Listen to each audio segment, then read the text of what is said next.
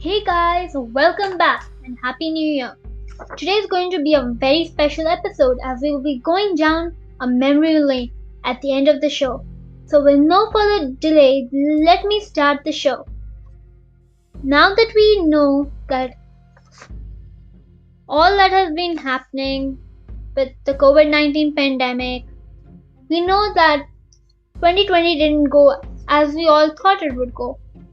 But don't worry, we are going to have a blast as we start 2021 and use it to our fullest. Now, moving on.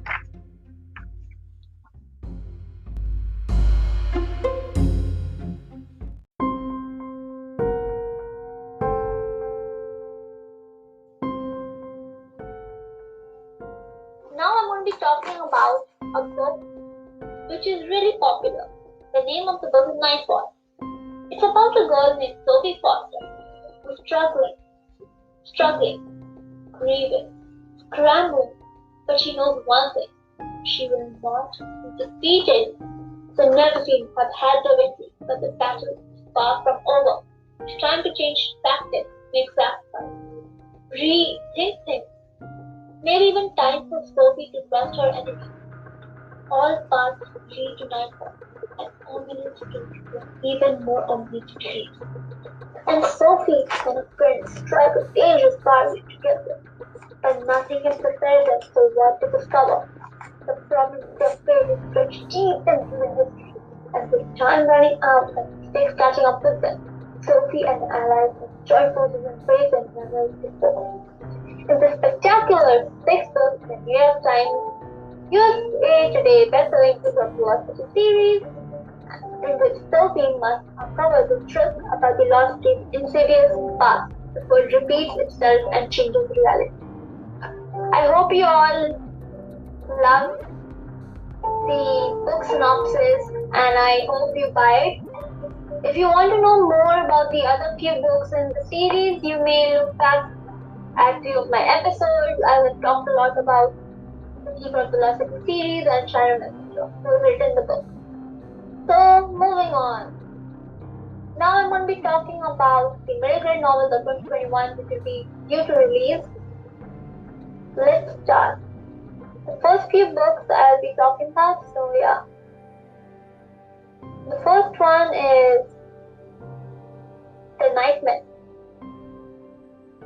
It's written by Nicole Lesperance and it's illustrated by Federica Fenner. In the book, it's about the tradition of Natalie Lloyd and Ingrid Locke who come to a whimsical debut about a girl, her family's dream shop, and a nightmare queen determined to change the course of her life as she knows. It's also about how Maren Patrick loves working in her family's dream shop where she can handcraft any dream imagined. The shop has only one rule. Dreams cannot be given to a person without their consent. Maren has no problem with it until her sister Hale has an accident that leaves her in a coma.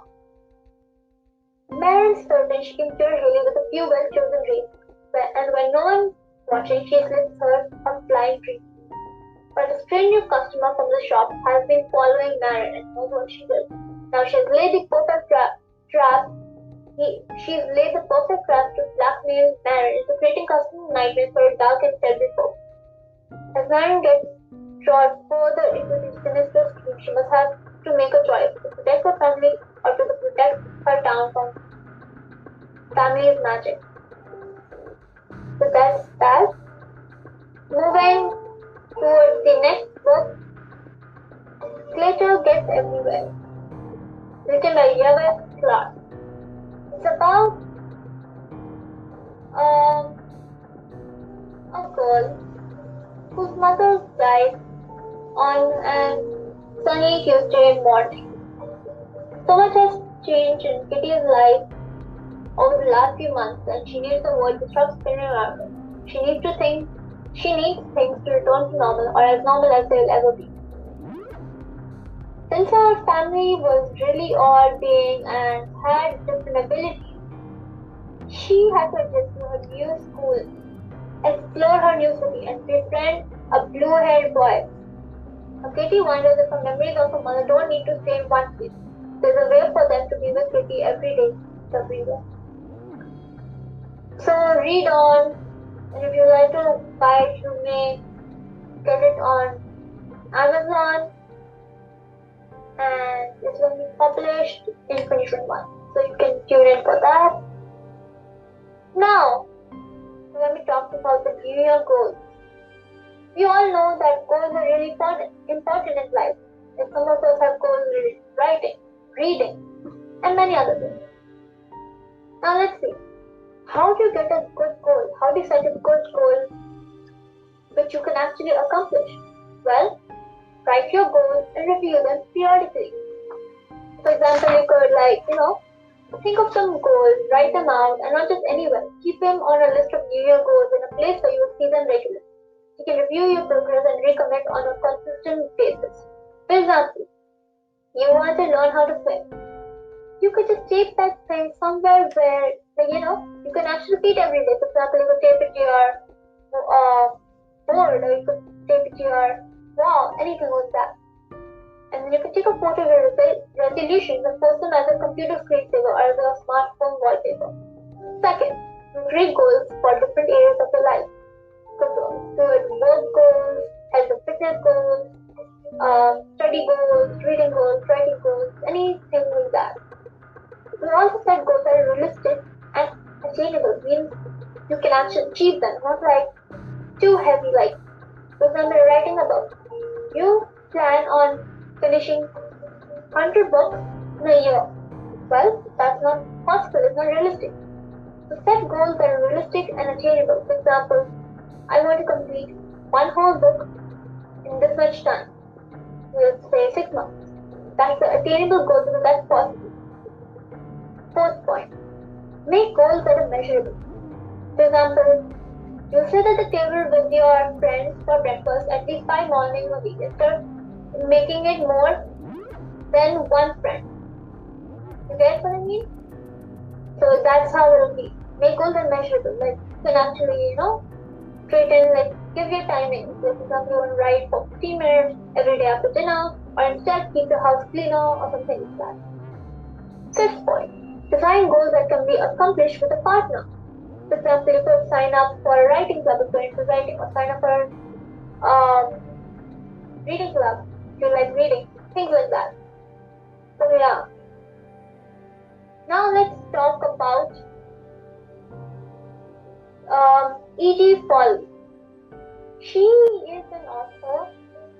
Actually, you could say she and he, because E.G. Foley is a pen name for a husband and wife writing team who lives in Pennsylvania. They've been finishing each other's sentences ever since they were teens, so it was only a matter of time till they were writing together too. Like his kid readers, Eric, can't sit still for too long. A bit of a Renaissance man, he's picked up hobbies from kenpo to carpentry to classical guitar over the years and holds multiple degrees in math, science, and education. He has treated patients as a chiropractor for nearly a decade and then switched careers to venture into the wide and woolly world of teaching medicine. But he is often voted as the favorite teacher in the school. His students helped inspire him to start dreaming up great stories for kids until he recently switched gears and left teaching to become a full-time writer and author entrepreneur. By contrast, Gail Foley, had one dream all her life and pursued it with intensity since the age of 17 and started writing fiction. After earning her literature degree at SUNY Fredonia, she waited tables at night for nearly 6 years as a starving artist to keep her days free from honing her craft until she finally got the call in 1997. Today, with millions of her 20-plus romances from Valentine and Heart of Calm sold in many languages worldwide, she's been hitting bestseller lists since 2001. Although she loves all her readers, young and old, she admits there's just something magical about writing for children. Now, let me narrate you 2 poems which I've written so far in the time of 2019 to 20. So, here goes. This poem is called Bukuriti and it's written by me, of course. So, let's start. Old and beauty, little eyes, sharp little pointed nose, dark red lips, rosy cheeks. Who could it be? Has pointed ears and crooked teeth, long nails and a ferocious snicker. Who could it be? This was one of my shortest poems I've written. Now, there's one more. The poem's name is Anger. Let me start. Anger, a strong emotion, drawn all happiness, as destructive and a massive earthquake. Can never be controlled. It's capable of doing a lot and making your brain explode with all the nasty thoughts. Anger can rise anytime. So that was it. Now let's move on to our memory lane. So let's put the countdown.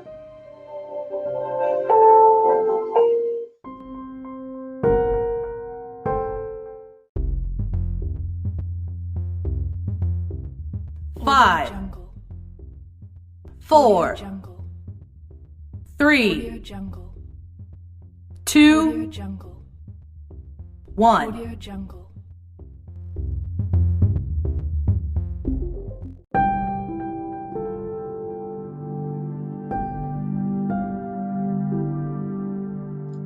Oh, it looks like the countdown has ended. So brace yourselves as we're going to memory lane.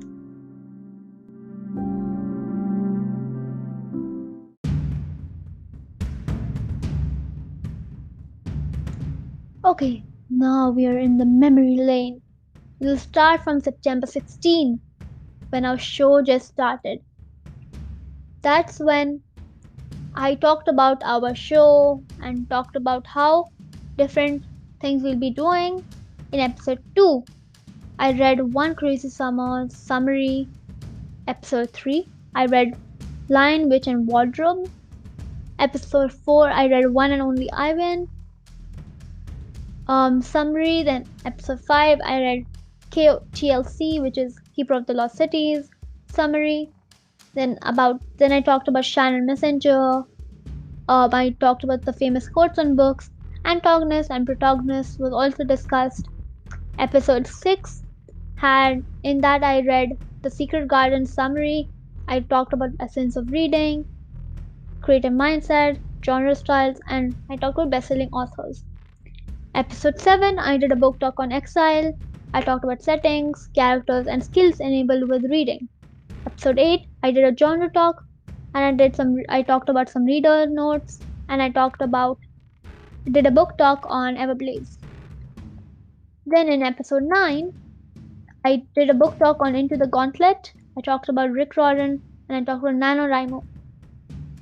In episode 10, I talked about Vespers Rising and imageries and clues and mystery. Episode 11 was a Halloween-based episode in which I talked about the history of Halloween, Sherlock Holmes, tips on how to write horror stories and novels, and I also shared a few of my Halloween stories which I've written in the past. And then in episode 13, I talked about some humorous books, talked about Catherine Applegate, and in episode 14, I talked about Agatha Christie, series characters, plot pitfalls, and I did a book talk on Neverseen. In episode 15, I did similar things, but this is what I did. Let me just tell you. So, episode 15 was actually really different too. I mean, in episode 15, it was really good because, in that, I did an episode in which I had invited over a guest named Sonia Lozada, who is a poet and performer fascinated with perceptions of time, history, dreams, and the metaphysical. Her number one best-selling publications include Inspire Me Raw, which was published in 2017, followed by another book called Follow Akashic Dreaming Through Time, which was published in 2019, and Inspire Me Perception, which was also published in 2019. Her upcoming book is entitled Inspire Me in Time of Need, which is the third in the Inspire Me series. Poetry has always been Sonia's way of explaining the bicultural world around her. And she was invited over to my episode, as I said earlier, and she talked about all her things she'd done in her writing life, how she accomplished all these things. So if you would like to hear those episodes, you feel free to look at them. I will paste the links into the description box and you can click on each one to see them. Now in episode 16,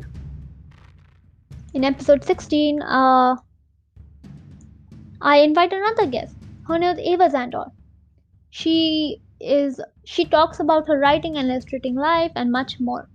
So she is actually also a writer, but she writes funny novels, like in the humorous side. And her book's name is Foolproof. At the age of 5, she got a coloring book published, and she signed autographs. So if you want to hear that episode, that will also be there in the description section. Also, in the end, there is a drill session, so feel free to solve them as we go along. And I've also attached the link for Ava's books, so you can go there too.